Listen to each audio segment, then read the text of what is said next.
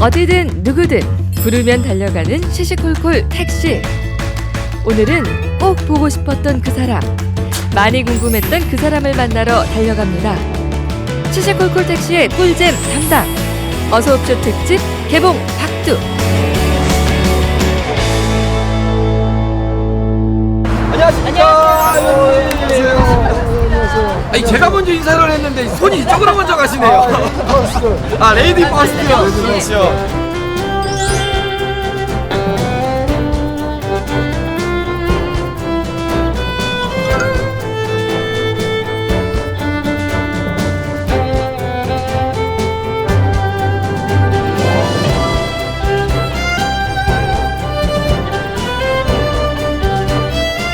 시시콜콜 택시에 우리 노회철 의원님 탑승하셨습니다. 반갑습니다. 반갑습니다. 환영합니다. 야, 아마 우리 지역에서도 의원님 기다리셨던 분들 굉장히 많을 거예요. 그죠? 굉장히 많죠. 예.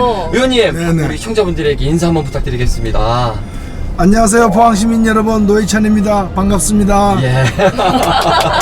좋습니다. 아니, 포항 가시는 길이라서 사실은 네. 이거 어찌 보면은 적지잖아요.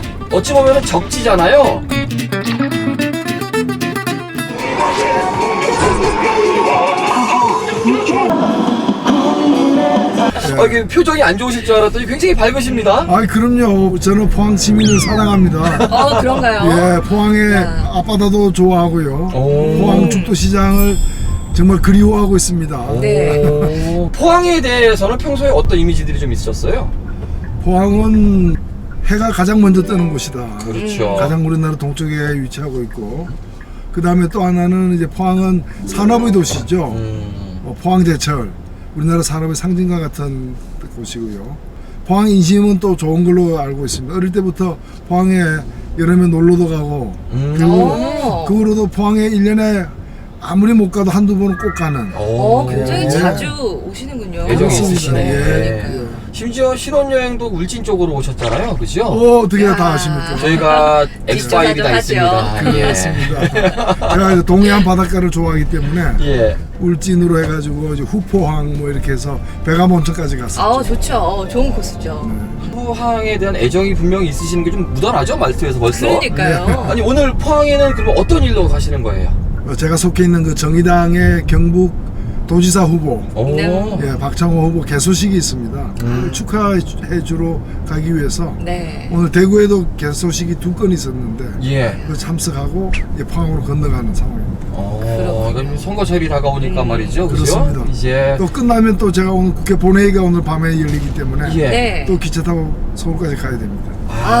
그 바쁜 일정에. 보니까 오늘 아침에 부산으로 오셨다가 대구로 다시 오셨다가 지금 다시 또 포항으로 가셨다가 서울로 올라가시는 네. 야 일정이 그렇게 되시는군요. 서울, 부산, 대구, 포항, 다시 서울. 그러게 네. 말입니다. 아니 사실은 노회찬 의원님은 워낙 인기가 많잖아요. 그래서 워낙 팬들이 그죠? 젊은이들도. 가면은 사람들이 막 모이고 하는데 확실히 대구 경북 쪽에는 좀 덜 모인다, 좀 나에 대한 애정이 덜하구나 이런 걸 좀 느끼실 때도 혹시 있으세요? 어떠세요? 섭섭하진 않으세요? 그러게. 안에 섭섭하지는 않아요. 뭐 아직 저희가 인정을 못 받고 있다면 저희가 부족해서 그런 거니까 저희들이 꾸준히 실망하지 않고 인내심을 갖고 노력을 더 해야죠. 그렇죠. 특히나 또 이게 입담이 보통이 장난이 아니잖아요. 아니잖아요. 어록들도 네. 뭐 수두룩해요. 꼭 부자 감성입니다. 이건 거의 뭐 신종 플루 비슷한 겁니다. 확정 예. 상태예요. 지금. 그래서 국민을 살릴 거냐 사대강 살릴 거냐 결단하셔야 돼요. 우선 아니 또 이렇게 발언이 그렇게 길지도 않은데 저는 길게 얘기를 못 하거든요. 근데 길지도 않은데 이렇게 그래서 제가 사실 개인적인 소원이 제가 사회를 보고 우리 송 교수님을 이 토론자로 앉혀서 가차없이 이렇게 그게 제 소원이었는데 아니, 그런 부분들은요. 저희는 진행자잖아요. 저희는 항상 준비하고 뭐 연습하는데도 잘 안 나올 때가 있어요. 그러니까 우리는. 미리 공부를 하고 와도 그러게. 다 못 쓰는. 맞아요. 아니 의원님은 이렇게 쭉쭉 나오는 그런 멋진 어록들 네. 평소 사실 좀 준비 좀 하세요. 어떠세요? 하시겠죠. 준비는 안 하고요. 예. 평소에 이제 느낀 대로 이렇게 마음을 비우고 얘기하면은 그 나오던데요. 오, 그렇게 멋진 촌철살인과 같은 어록들을 이렇게 적재적소에 쓰려면 어떻게 해야 되나요? 책을 많이 봐야 될까요? 우선 어떤 말을 네. 멋있다고 해서 이걸 써먹어야 되겠다 생각하면은 몸이 굳어져요. 그렇군요. 그리고 또 그 기회를 찾느라고 다른 걸 다 놓치게 되고. 그렇죠. 맞습니다. 그래서 오히려 평소에 저는 이제 제가 정치를 하는 사람이니까 예. 말을 쉽게 하려고 그러고요. 그리고 좀 이해하기 쉽도록. 그리고 이왕이면 재밌으면은 이야기가 더 쉽잖아요. 그렇죠. 그리고 이제 저는 그 기준을 중학교 1학년 학생 정도면 알아듣는 도록 설명을 하는 거죠. 이게 뭔가 프로그램이 이상해지고 있어요. 지금 국회의원을 모셔놓고 진행자가 그러니까요. 어떻게 하면 말을 잘하는지 저도 지금 얘기를 이상한 들으면서 아이러니한 상황이 막 됐습니다. 배우고 있어요 지금. 네, 이게 지금 그렇구나. 반대가 돼야 되는데 이상해지고 있습니다. 네. 예.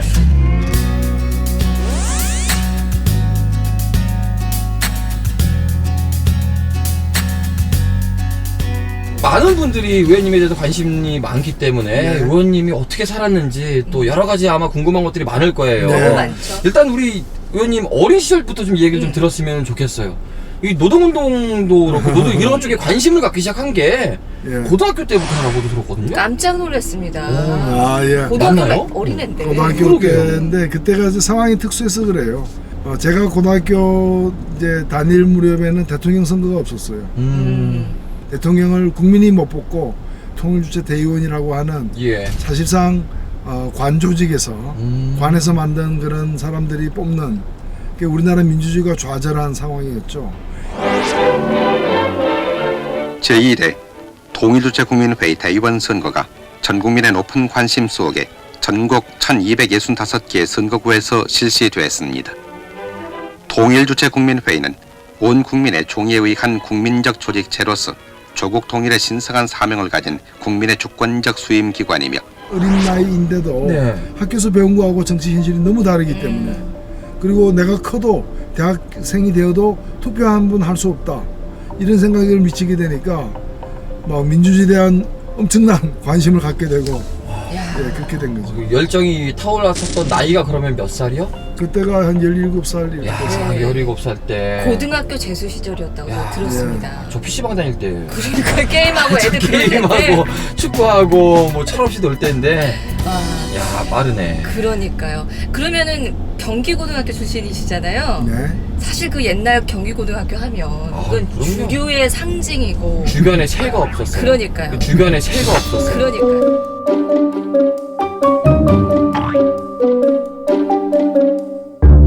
나는 수도 떨어져 네, 남겨놔가지고 나는 수도 떨어져 네, 남겨놔가지고 그냥- 그 학교 주변에 새가 없었어. 예. 그런데 그 경기고등학교 출신이 고등학생이 그것도 학교에서 친구들과 모여가지고 그런 토론들을 하고 사회 문제에 대해서 이야기를 나누고 그러셨다면서요. 예, 저희들 때는 이제 시국 문제에 대해서 관심을 학생들이 많이 갖게 되었어요. 그래서 유신반대 유인물을 제가 만들어가지고 이야. 살포도 하고 고등학교 1학년 때죠? 예, 그리고 스터디 그룹을 조직해가지고 공부를 해야 이거 알아야 세상을 바꿀 수도 있다. 예. 그래가지고 서양 철학서 공부도 하고 예, 지금 생각하면은 제대로 지도해주는 사람이 없다 보니까 뭐 좀 과도한 면도 있었던 것 같아요. 저 같으면 선생님이 무서웠을 것 같아요. 학교에서 그런 거 하다가 혼날 수도 있잖아요. 그렇죠, 그렇죠, 네. 그렇죠. 그런 거 예. 두렵지 않으셨어요? 그 당시만 하더라도 학교에서 뭐 교칙을 어기거나 이런 것 이외에는 학생들의 그 자율적인 활동에 대해서 이렇게 좀 믿고 맡기는 편이었어요. 그리고 당시에는 자율학습 이런 게 없었어요. 그랬나요? 학원도 안 다녔거든요. 가요도 안 하고 그리고 고3 때도 오후 3시면 집으로 가는 거예요. 우리나라에 그런 예. 시절이 있었군요. 그리고 그 학교 끝나면 해가 하늘 한가운데 있는데 집에 가기 그렇잖아요. 그러니까 전개천 헌책방 같은 데 돌아다니면서 이제 사상계 뭐 이런 대학생들 보는 책 같은 거 한 권에 30원짜리 이런 책 헌책 같은 거 사다가 돌려 읽기도 하고 그리고 토의하기도 하고. 예, 그리고 뭐 백기환 선생 강연회다 뭐 이런 거 또 흥사단에서 한다 이러면 또 쫓아가서 듣기도 하고. 그러면 그렇게 해서 대학을 갔잖아요. 대학 생활이 궁금한 거예요. 궁금해요. 분명히 이제 성인이 됐고 대학생이니까 더 높은 더 목소리를 본격적으로. 이제 내실 것 같은데 어떠셨어요? 대학교 딱 들어가고 나서는? 예, 제가 대학 다닐 때는 그 유신의 마지막 시기였어요. 학생들은 연일 데모하고 학교는 뭐 끄떡하면 휴교령 내리고 그래서 1년에 2달만 학교 다닌 적도 있었고요. 예, 그런 상황이었습니다. 그래서 굉장히 어수선했고 그다음에 데모하면 또 바로 또 잡혀가는 거죠. 잡혀가는 거고 제가 고등학교 때 같은 반 한 학생이 60명인데 그 중에서 10%가 감옥 갔어요. 예, 그런 일들이 이제 벌어지고 참 안타까운 상황이 계속되었기 때문에 대학교 가서도 이제 서클 만들어서 예. 같이 공부하고 데모하고 뭐 토론하고 이제 이런 일로 시간을 많이 보냈죠. 그랬군요. 우리 택시에서 손님 태우면서 데모 얘기를 이렇게 많이 본 게 처음인 것 같아요. 예, 데모로 시작해서 예. 데모로 끝나고 있어요. 야. 근데 또 사실 저희가 지금 이맘때쯤 되면 떠오르는 가슴 아픈 역사의 사건이 있잖아요. 그렇죠. 네, 아마 그 노 의원님이 대학생이었을 때 네. 일어났던 사건이 맞죠? 맞습니다. 80년에. 예. 그때 5.18. 네, 그때 어떠셨어요? 그때 저에게도 인생에서 가장 큰 전환점이 되는 사건이었어요. 그게. 어떤 마음이 들었길래 그런 전환점이라고 말씀하셨을까요? 그 일을 겪으면서 제가 이게 학생들이 그냥 데모한다 그래가지고 바뀌는 세상이 아니구나. 워낙에 이제 군대까지 동원된 유혈 진압이 있었기 때문에 저는 이제 이게 우리 사회가 좀 나아지고 바뀌려면은 학생이나 지식인들이 좀 외친다고 해서 되는 문제가 아니구나.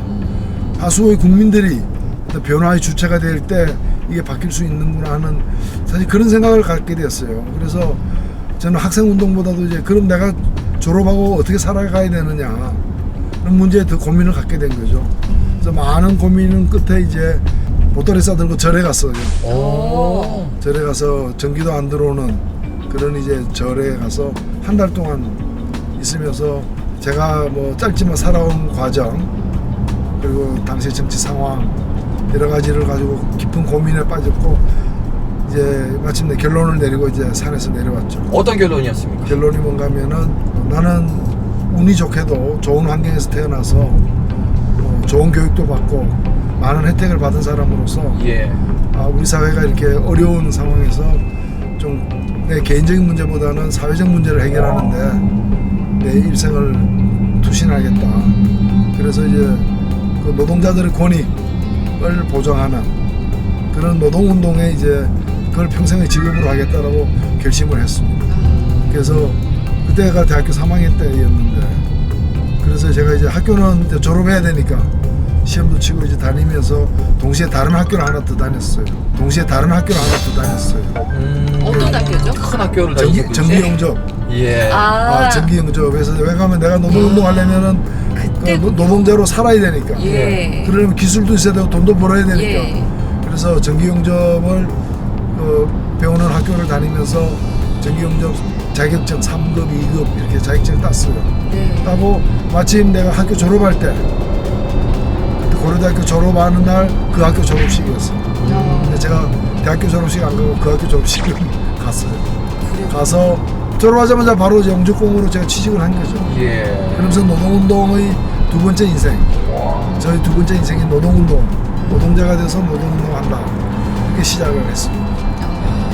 진짜 아니, 사실은 어찌 보면은 탄탄대로잖아요. 지금 저희가 가는 고속도로처럼 고려대학교 정치외교학과 네, 졸업해서 경기고 나와서 고려대 나와서 그러게 말이에요. 아니 한순간도 유혹에 빠진 적이 없어요. 왜냐하면 동문들 중에서 예. 이제 보수 쪽에 계신 분도 있고 이념과 가치가 다르신 분들이 굉장히 많잖아요. 네, 많죠. 그런 부분에 있어서 한 번도 이렇게 유혹에 흔들렸다거나 저쪽은 어떤가 궁금했다거나 그런 적은 없으세요? 단 한 번도? 많이 봤기 때문에 궁금하지는 않았고 주변에 워낙 많으니까 예. 다들 이제 자기 소신과 철학대로 살아가는 것이니까 이런 과정에서 많은 사람들하고 얘기를 사실 나눴어요. 드물지만 이런 선택을 한 사람도 있고 또 다른 길을 가는 사람도 있고 근데 저는 늘 그런 생각했어요. 세상이 어려울 때 눈 딱 감고 본인에게 안전한 길만 가라 이렇게 안 배웠단 말이에요. 예. 세상이 힘들 때는 세상의 그 더 중요한 가치를 위해서 희생할 수도 알아야 된다 이렇게 우리 배워왔거든. 교과적인 삶을 사셨네요. 그래서 저는 하여튼 예. 학교에서 배운 걸 내가 굉장히 옳게 수용을 했고 긍정적으로 또 가급적이면 배운 대로 하려고 노력을 했고 아무래도 이제 제가 가는 길은 많은 사람이 가지 않는 길이잖아요. 예. 저마저도 안 가게 되면은 그럼 그 길을 가는 사람이 너무 없어지면은 좀 곤란한 거 아니냐. 그런 사람도 있어야 되는 거 아니냐. 누군가는 가야 할 예, 길이기 누군가는 때문에. 가야 할 길 아니냐. 인생이라는 게 그렇게 화려하고 길고 많지 않거든요. 기회가. 그래서 저는 뜻한 바가 있다면 그것이 부끄러운 일이 아니라면 한 우물을 계속 파는 것이 낫지. 제 능력이나 재주가 이 우물도 팠다가 저 우물도 팠다가 이럴 수 있는 저희 상태는 아니지 않느냐 이런 생각이 있습니다. 네. 야, 그냥 외길 인생은 그러니까요. 분명하네요. 예.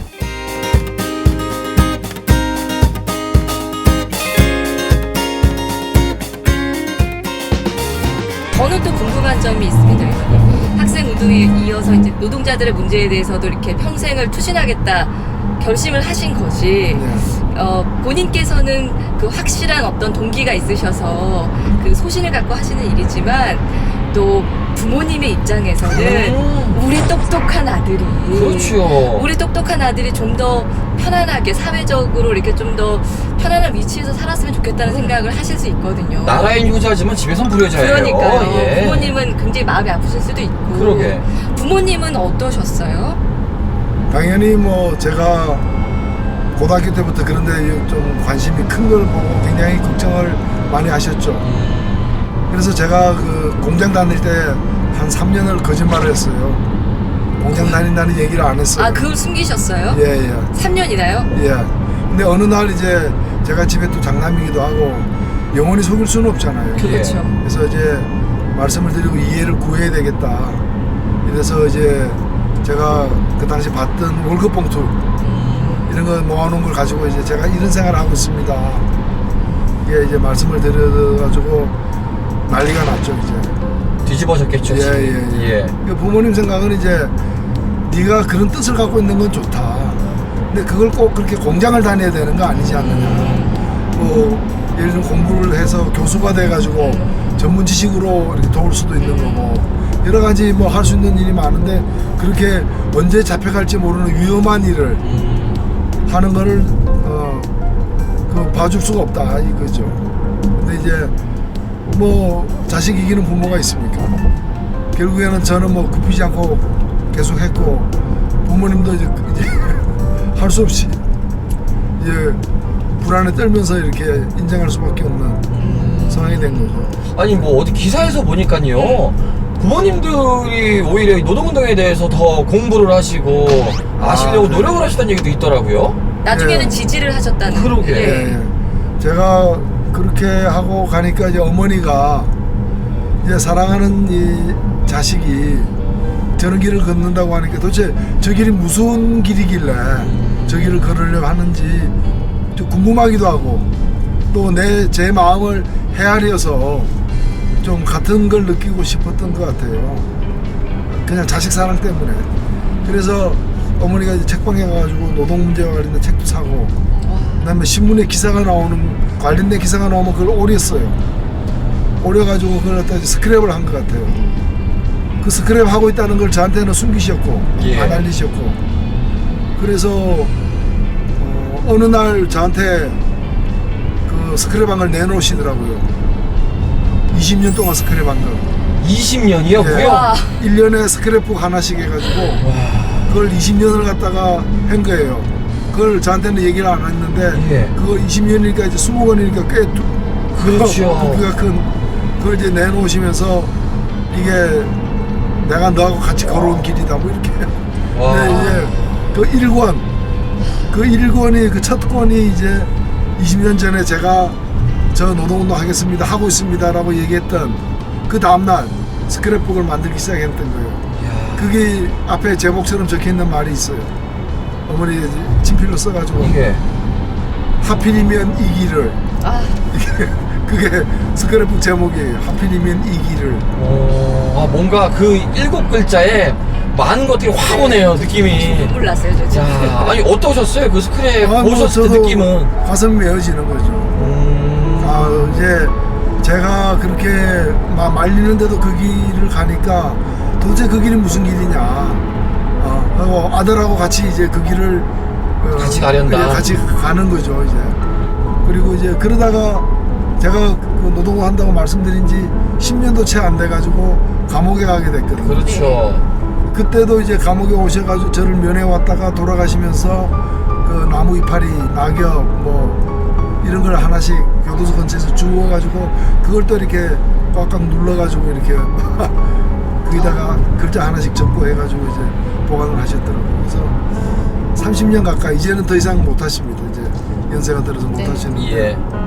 30년 가까이 스크랩한 걸 지금 이제 무거운 바위돌처럼 제가 가지고 있는 거죠. 그러게요. 이거 대한민국의 의원님을 향한 지지자들이 굉장히 많은데 그 중에 가장 큰 지지자가 어머니시네요. 그러니까요.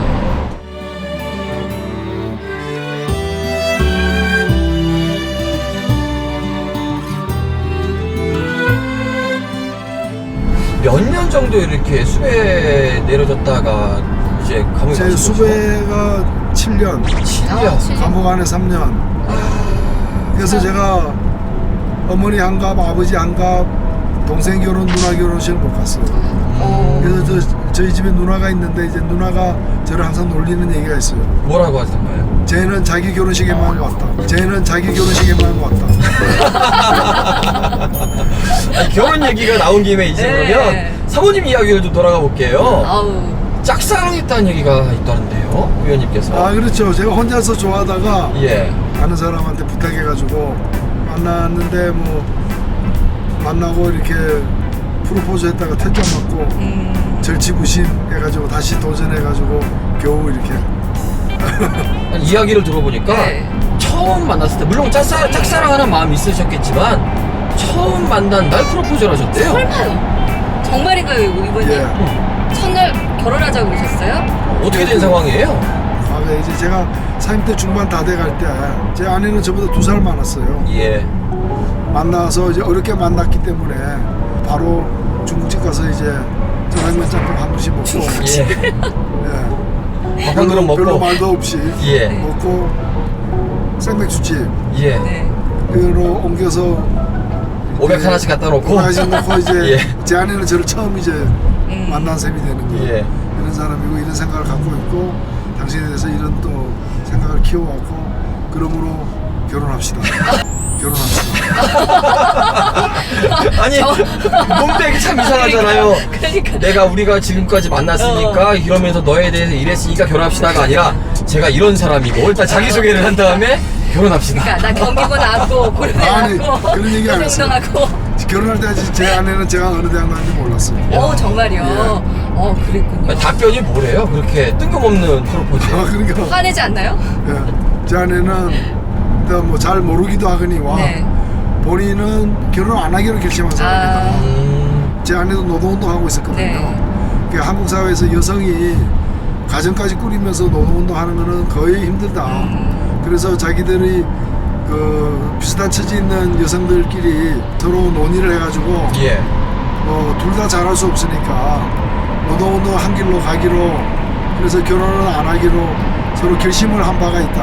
그러니까 지금 노동운동을 하는 친구들끼리 얘들아 우리는 다 같이 결혼 안 하는 거야. 예. 노동운동에 우리 인생을 바치는 거야. 뭐 이렇게 하는 얘기죠. 그분들은 지금도 결혼 안 하고 있어요. 그래요? 그렇습니까? 배신자인데 보면? 배신자인데 보면? 그런 거죠. 그러게요. 배신자인데? 너 그러더니 어떻게 노회찬이랑 결혼할 수가 있니? 그렇지, 그렇게 그렇지. 되는 거죠. 어떤 면을 바라셨어요? 아내분께? 같이 살면은 네. 제가 좀 더 나은 인간이 될 것 같다 이런 생각이 좀 강했어요. 와, 존경하셨군요. 사모님. 근데 그걸 또 이제 뭐 존경이면 꼭 결혼 안 해도 되잖아요. 그렇죠. 존경이면은 그냥 자주 보면 되잖아요. 예. 존경과 사랑. 예, 그런 거죠. 아니 얼마나 더 지나니까 프로포즈 승낙해주고 결혼도 하게 허락해주던가요? 그래가지고 제가 그 자리에서 퇴짜를 맞았는데 예. 저도 사실 그때 수배 중이기도 하고 그래서 막 돌아다니면서 뭐 졸졸 따라다니면서 이럴 수 있는 상황도 아니었고 그렇죠. 수배 중인데 결혼하자고 하신 거예요? 예. 그거 좀 너무 처음 만나서 처음 만나서 수배 중에 결혼합시다. 진짜 어렵다. 그래서요, 의원님. 예. 그래서 저는 이제 안 된 줄 알았는데 근데 이제 마음이 안 지워지더라고요. 포기를 해야 되는데 네. 포기가 안 되는 거예요. 왜요? 역시 만나보니까 내가 생각한 그대로고 더 좋았구나. 그렇지. 만나고 나서. 그래서 이제 편지도 한번 보내고 책도 선물해서 보내고 이제 좀 새로운 접근을 어떤 책 보내셨어요? 그때 신영복 선생의 감옥으로부터 사세요. 야, 러브스토리 죽겠나 정말 오늘. 감옥으로부터 사세요. 야.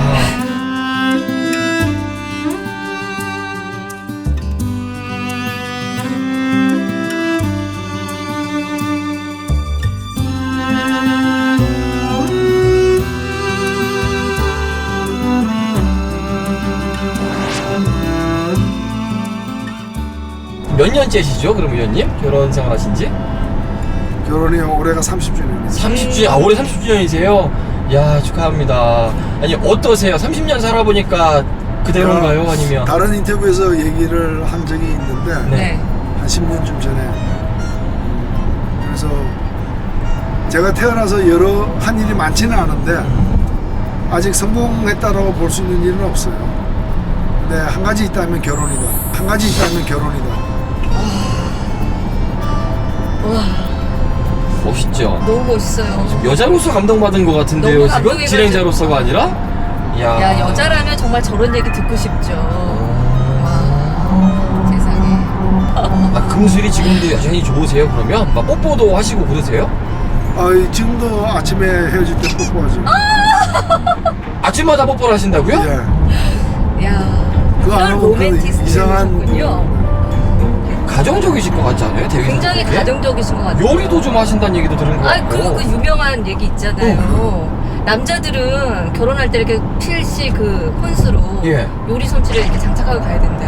아, 요리가 혼수다? 요리가 혼수다. 그것 때문에 오. 지금 뭐 여성분들한테 엄청난 지지를 받고 있잖아요. 남성분들한테는 아주 그냥 지적질을 받는 걸로 알고 그렇지. 있는데 그건 어떤 얘기예요? 요리가 혼수다. 아니, 직접 좋아하셔서 많이 하시기도 하시고요. 저는 일단 제가 좋아해서 많이 하는 게 우선이고 그 다음에 우리나라가 좀 그 남녀 관계가 아직 좀 후진적이라고 저는 생각해요. 특히 다른 나라보다도 우리나라 남자들이 가사 일을 함께 하는 것에 대해서 편견을 갖고 있거나 잘못된 문화가 오래 지속됐다고 생각하거든요. 그래서 저는 두 계층의 남자들, 이제 대학 졸업해서 사회생활 시작하는 남자들에게, 젊은 친구들에게 요리 좋다, 이거 배우면 쓸모 있다, 그리고 결혼생활에 필수다.